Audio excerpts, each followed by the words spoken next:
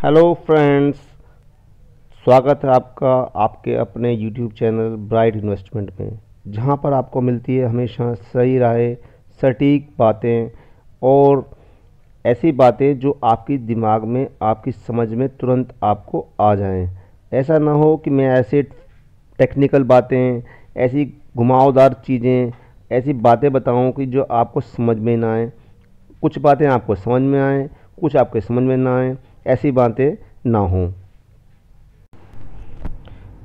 मैं आपको बताऊं, सबसे पहले बात करता हूं मैं निफ्टी के बारे में। ये निफ्टी, आज का निफ्टी का जो बंद भाव है 31 अगस्त 2021 को शाम को 6 बजे का जो भाव दिखा रहा है 17,132, जो कि अपने ऑल टाइम हाई पे है। मित्रों, अभी कुछ समय पहले आपको याद होगा कोविड आया था, पर भगवान की दया से, ईश्वर के आशीर्वाद से कोविड निकल गया। कुछ लोगों का नुकसान हुआ उसमें मैं मानता हूँ, पर अधिकतर लोग भगवान के आशीर्वाद से और गवर्नमेंट, हमारे हिंदुस्तान की जो सरकार है, मोदी सरकार, उसकी जो देखभाल उन्होंने करी, उसकी वजह से काफ़ी लोगों को लाभ हुआ और लोग उसमें से ठीक ठाक निकल कर आ गए। आपको बताना चाहूँगा कि जो निफ्टी है उस समय 8,000 के लेवल पे आ गया था, और कई टीवी के एनालिस्ट जो आते हैं, जो बहुत बड़े बड़े ज्ञानी हैं, हम तो उनके आगे खैर बाल भर भी नहीं हैं, वो बोलते थे कि निफ्टी अब 9,000 भी नहीं छुएगा। उनको ऐसे लगता था, या उनकी ऐसी एक्सपेक्टेशन थी, शायद निफ्टी ख़त्म ही हो जाएगा, निफ्टी जीरो हो जाएगा। ऐसा एक बार आपको बताऊं, अगर आप पिछले समय में हिस्ट्री में चेक करो तो एक बार आर पावर के समय भी ऐसा हुआ था। एक दो बार पीछे और भी ऐसे क्राइसिस आए थे, लीमन ब्रदर्स क्राइसिस आए थे, एक दो क्राइसिस और भी आए थे, तब भी एनालिस्टों को लगता था कि शायद निफ्टी जीरो हो जाएगा। पर आपको बताना चाहूँगा कि मैंने उस समय वीडियो डाला था, कहेंगे तो मैं आपको उसका लिंक डिस्क्रिप्शन में दे दूँगा। मैंने बोला था कि निफ्टी रुकने वाला नहीं है, निफ्टी जो है ये घोड़े पे सवार है और घोड़े की स्पीड 120 की चल रही है। वो क्यों चल रही है, मैंने क्यों अंदाज़ा लगाया था, मैं आपको बताऊं। आज जो स्थिति है, पैसा जो आता है वो कहाँ जाएगा? पैसा जो आता है बैंक में तो जा नहीं रहा, क्योंकि बैंक में जो इतना भी पैसा जा रहा है उसकी एक लिमिट है। एफडी का रेट 5%, 5.5% से अधिक कहीं नहीं है, उसमें भी टीडीएस कटता है। अब पैसा जो है बैक एंट्री से, लगभग सारा पैसा म्यूचुअल फंड के रास्ते से या शेयर के रास्ते से शेयर मार्केट में ही जा रहा है।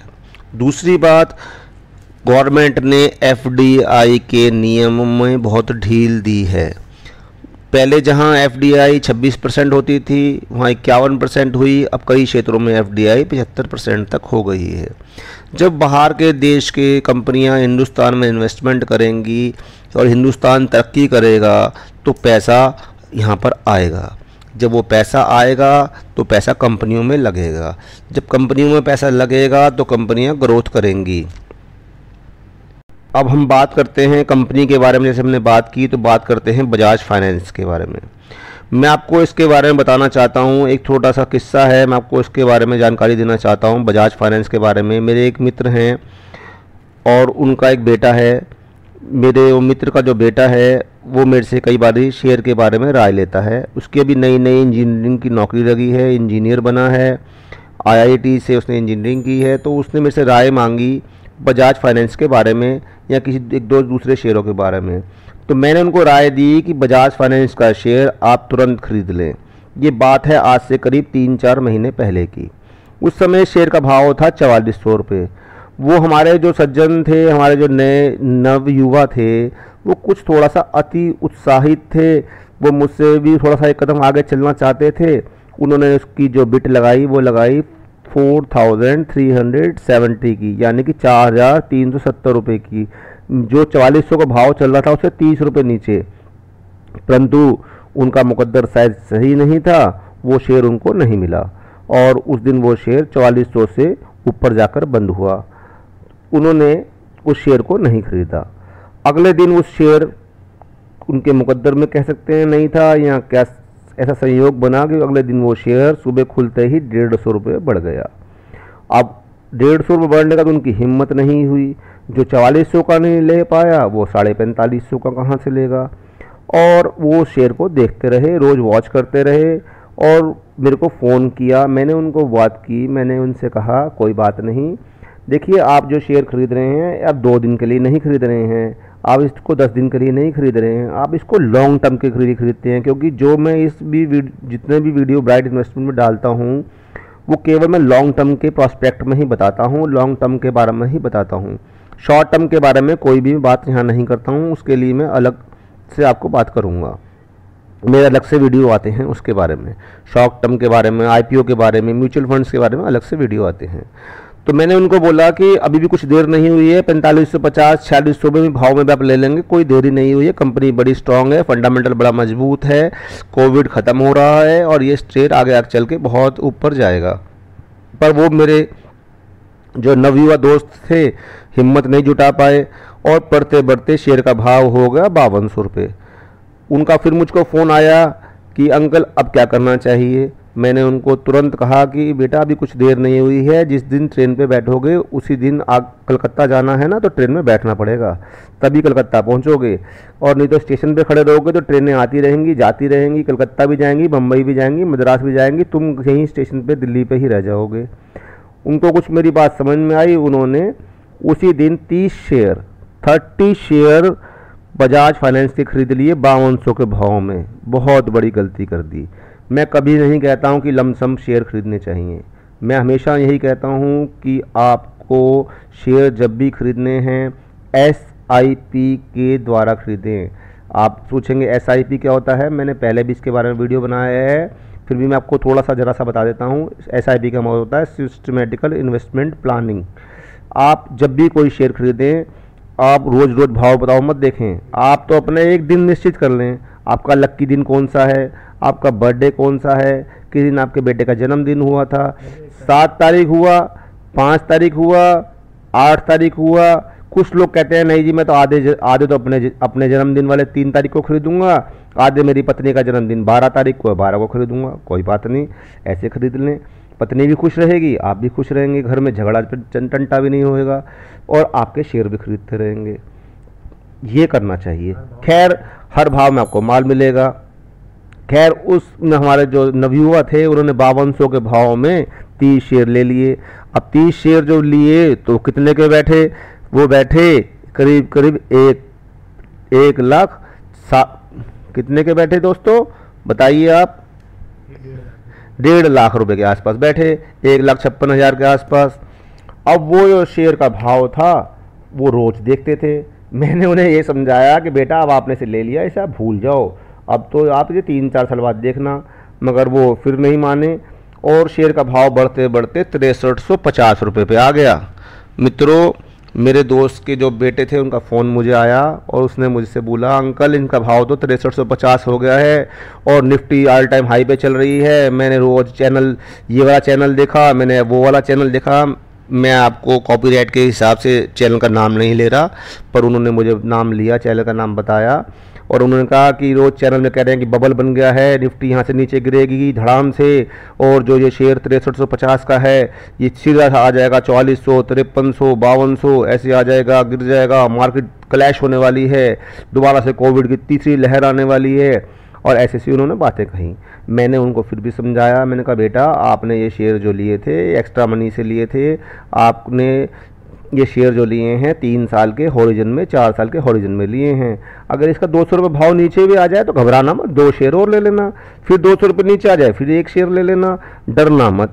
मगर वो हमारे जो नवयुवा थे अति उत्साह में थे, मेरी बात उनको शायद जची नहीं और 6370 रुपये के भाव में उन्होंने गंगा जी नहा लिए, सारे शेयर बेच दिए और बेच के बैठ गए। मार्केट चढ़नी थी जैसे कि हमें पता था चढ़नी है, सबको ही पता चढ़ रही है। थोड़ा सा ये मार्केट जो है ना कभी भी एक तरफा नहीं चलती है, किसी दिन 200 पॉइंट चढ़ती है तो अगले दिन 50 पॉइंट गिर भी जाती है, पेट में से पानी निकाल देती है आदमी का, आदमी घबरा जाता है। बस वो जो घबरा गया वो बाहर निकल जाता है, जो नहीं घबराता वो आगे चलता है। तो उन्होंने 6350 में माल बेच दिया और शेयर ने बढ़ना शुरू कर दिया। आज शेयर का भाव हो गया 7598 रुपये हाई लगाया। जब सुबह से इसका भाव था 7590 रुपये तो मैंने उन अपने जो भतीजन थे, जो सज्जन हैं, जो नवयुवा हैं, मैंने उनको फ़ोन करके बताया तो उन्होंने मुझे छूटते कहा, अंकल मेरा तो ब्लड प्रेशर ऊपर नीचे हो रहा है, ये तो शेयर तो इतना ऊंचा हो गया, मेरे को तो इतना नुकसान हो गया। मैंने उनको दिलासा दिया, मैं कहा बेटा नुकसान नहीं हुआ, आपने फिर भी कमा के बेचा था, कोई बात नहीं, आपने तो लिया था 5253 में, 6370 में बेचा, आपको नुकसान कहीं से कहीं तक नहीं है। मगर हाँ, आपको जो उचित मुनाफा होना चाहिए था वो नहीं हुआ, वो आपको नुकसान जरूर है। और वो इसलिए हुआ है कि आपने जल्दबाजी करी है। और मैंने उनको बताया कि तुमने तो वो काम किया कि झूले पे चढ़े और झूला पूरा रामलीला में जैसे घूमता है ऊपर पहुंचाने वाला था, तो मुझसे पहले डर के मारे नीचे कूद गए। अरे झूले को पूरा घूमने तो दो, जब पूरा झूला घूमेगा अगले चक्कर में और तेज घूमेगा तभी तो मजा आएगा। रैली को एंजॉय तो करो, रैली में तुमने पार्टिसिपेट तो किया पर रैली से तुम तुरंत बाहर निकल गए। इसलिए यहाँ पर शेयर मार्केट में मैंने एक चीज़ देखी है, लोग ना यहाँ नुकसान तो हजम कर जाते हैं, घाटा तो झेल लेते हैं। मैंने कई लोगों को ऐसे देखा है कि अगर वो शेयर का भाव जो 5300 रुपये लिया था उन्होंने, अगर हो जाता ना 4500, यहाँ हो जाता 4000, तो स्टॉप लॉस नहीं लगाते हैं, उसको अपने छाती से लगा के रखते हैं। जैसे बंदरिया मरे हुए बंदर को साथ चिपका लेती ना अपनी छाती पे, ऐसे छाती से चिपका लेते हैं। पर जब भाव बढ़ता है तो तुरंत फेंक के से खड़े हो जाते हैं कि जैसे सर्दी में आदमी कहता है ना कि मैंने सर्दी में पान खा लिया और मुझे गर्मी आ गई, तो कोट कपड़े सब उतार देता है, ऐसे कपड़े उतार देते हैं। रुकते ही नहीं हैं, तसल्ली नहीं करते हैं, फिर कहते हैं शेयर मार्केट गंदी मार्केट है, यहाँ कमाई नहीं होती, यहाँ प्रॉफिट नहीं होता। अरे प्रॉफिट होगा कैसे? लोगों ने 400 रुपये का येस बैंक लेके आज तक छाती से लगा रखा है। शेयर का भाव 11 रुपये हो गया, कोई स्टॉप लॉस नहीं लगाया, सारे उसने अपने डीएम में तोड़ दिए। 200 दिन की मूविंग एवरेज, 50 दिन की, 100 दिन की, उससे नीचे भी अगर हो तो वो भी तोड़ दी। मगर लोगों ने आज तक अपने साथ सका कर रखा। 4 दिन पहले मैंने वीडियो डाला था, उसके बाद मुझे कॉल आई, कई लोगों की मेरे व्हाट्सएप पे मैसेज आए, मैंने उनको सलाह दी। आपको मित्रों जानकर हैरानी होगी, मैंने अपने लेवल पे कम से कम 2 से 3 लाख शेयर बिकवाए हैं अपने मित्रों के, अपने जो जानकारों के, कि मैंने उनको बोला कि तुरंत बेच दो और बेच के एक अच्छी कंपनी में लो। जैसे कि मैंने उनको डॉक्टर लाल पैथ लैब में शेयर दिलवाए, मैंने उनको शेयर एशियन पेंट के दिलवाए। पिछले 4-5 दिन में ही, पिछले 5 ट्रेडिंग सेशंस में ही उनको कम से कम 5% का प्रॉफिट हो गया। आज वो मेरी बात पे यकीन कर रहे हैं। मैं ये जो वीडियो बना रहा हूँ आपको कोई मैं शेयर खरीदने के लिए नहीं कह रहा हूँ, ये केवल एजुकेशनल पर्पस से बना रहा हूँ। ना मैं कोई टिप्स देता हूँ, ना मैं कोई टिप्स पे विश्वास करता हूँ। अगर कोई कहता है कि टिप्स मिलती है तो टिप्स मुझे दे दे और जितनी कमाई हो उसका आधा वो रख ले। 1 लाख रुपए कमाए रोज, मुझे केवल 50,000 दे दे, मुझे फालतू नहीं चाहिए। मगर एक शर्त ये रहेगी, घाटा नहीं लूँगा मैं 1 रुपये का भी। तो मैं आपको यही कहना चाहता हूँ, इस मार्केट में घाटा तो सब झेल लेते हैं। अगर राकेश झुनझुनवाला जी की बात को माने तो 10,000 आदमी अगर शेयर मार्केट में काम करते हैं तो 9,980 आदमियों को घाटा होता है। केवल 20 ही आदमी पैसा कमा कर निकलते हैं। और वो 20 में से कौन से आदमी होते हैं? वो होते हैं सबर वाले, जो रोज अपनी बैंक की एफडी को जाके पूछते नहीं है, मैनेजर साहब देखना मैंने एफडी कराई थी 5 लाख रुपए की, आज की रकम कितनी हो गई। वो साल भर बाद जाके पूछते हैं, मैनेजर साहब मैंने 5 लाख की एफडी कराई थी, इसके एफडी का 5,55,000 ब्याज हो गया, अब मेरे खाते में इसे जमा कर दीजिए। वो ऐसे लोग होते हैं 20 लोग। तो आपको या तो 20 बनना है या 9,998 बनना है, ये निर्णय आपका है, ये आपको सोचना है, आपकी जिम्मेदारी है, मेरी जिम्मेदारी नहीं है। मैं तो आपको केवल सही राय, सही बात और सही चीज़ बता सकता हूँ। आपको मेरी बात अच्छी लगे तो आप मेरे चैनल को सब्सक्राइब करें, आपको मेरी बात अच्छी लगे तो लाइक ज़रूर करें, क्योंकि मैं चाहता हूँ कि ज़्यादा से ज़्यादा लोगों को फ़ायदा मिले। मैं आपसे कोई 1 रुपया ना किसी बात का लेता हूँ, ना कोई पैसा मांगता हूँ, ना कभी मैं जीवन में आपसे प्रण करता हूँ पैसा मांगूंगा। मेरे पास भगवान की दया सब कुछ है। मेरा केवल एक ही उद्देश्य है, जो पिछले 20 साल में 30 साल में मैंने जो ज्ञान अर्जित किया है, अपनी लाखों रुपए की पूंजी पहले गंवाई थी, पर अब मैंने काफ़ी पैसा शेयर मार्केट से कमाया है। तो मैं भी चाहता हूँ कि आप भी इस शेयर मार्केट में अच्छी जगह इन्वेस्टमेंट करके पैसा कमाएँ। कोई ऐसा शेयर ना खरीद लें जिससे आपको पछताना पड़े। और मेरी बात समझें, मैं केवल यही कहता हूं, अगर आपके पास उतना ही काम करें जितना पैसा सरप्लस हो, उतना ही पैसा लगाएं। अब मैं आपको बताऊं, मेरे एक मित्र हैं, उनकी एक बिटिया है, मेरी उनसे परसों 3-4 दिन पहले भी बात हुई। वो जनवरी से मेरे कहने से शेयर मार्केट में इन्वेस्टमेंट कर रही है। उसकी तनख्वाह है 25,000 रुपया। उसके पिताजी बोले कितने पैसे इन्वेस्ट करने चाहिए, मैंने कहा अपनी बिटिया से मेरी बात कराइए। मैंने उनकी बिटिया से बात की तो बिटिया बोली अंकल मेरे को 5,000 रुपये खर्च होते हैं, 25,000 में से 20,000 रुपये मेरे पास बिल्कुल हर महीने सेविंग बच जाती है। तो मैंने उनको बताया, मैंने उनको 4 शेयर सजेस्ट किए और 4 शेयर सजेस्ट करने मैंने उनको बोला कि केवल इसमें 16,000 रुपये इन्वेस्ट करने हैं आपको SIP के थ्रू, कभी लमसम नहीं लेने हैं, केवल SIP के थ्रू 16,000 रुपये लेने हैं। 4,000 रुपये अब रखिए हमेशा संभाल के, मार्केट किस दिन 20% करेक्ट कर जाएगी उस दिन जो 4,000 रुपये हर महीने बचेंगे इकट्ठे ले लेना, लमसम कर देना। वो गुड़िया का अगर मैं आपको दिखाऊंगा 1-2 दिन में इजाज़त लेके, उससे आपको उसका पोर्टफोलियो दिखाऊंगा, 30% का अप्रिसिएशन है उसको आज उसके अपने पोर्टफोलियो में। तो मैं आपसे केवल यही गुजारिश करना चाहता हूँ, जल्दबाजी मत करिए, जल्दबाजी करके केवल नुकसान होगा। शांति से प्यार से काम करिए, आपको लाभ ही लाभ होगा। और अगर मेरे भाइयों आपको मेरे चैनल में मेरी बात पसंद आई हो, 2% भी पसंद आई हो तो मेरे को समर्थन दें। जैसे कि कवि को तालियों से समर्थन मिलता है, ऐसे YouTube पे समर्थन मिलता है लाइक करने से। आप लाइक करेंगे मेरा हौसला बढ़ाएंगे तो मैं आपको कल को इससे भी बढ़िया वीडियो बना कर दूंगा जिससे आपको लाभ होगा। प्लीज़ इसे लाइक ज़रूर करें और चैनल को अगर सब्सक्राइब नहीं किया तो सब्सक्राइब करें जिससे मेरा हौसला बढ़े, मैं आपको एक से एक बढ़िया जानकारी दूँ और कोई भी जानकारी आपसे मिस ना हो। धन्यवाद दोस्तों, शुभ रात्रि।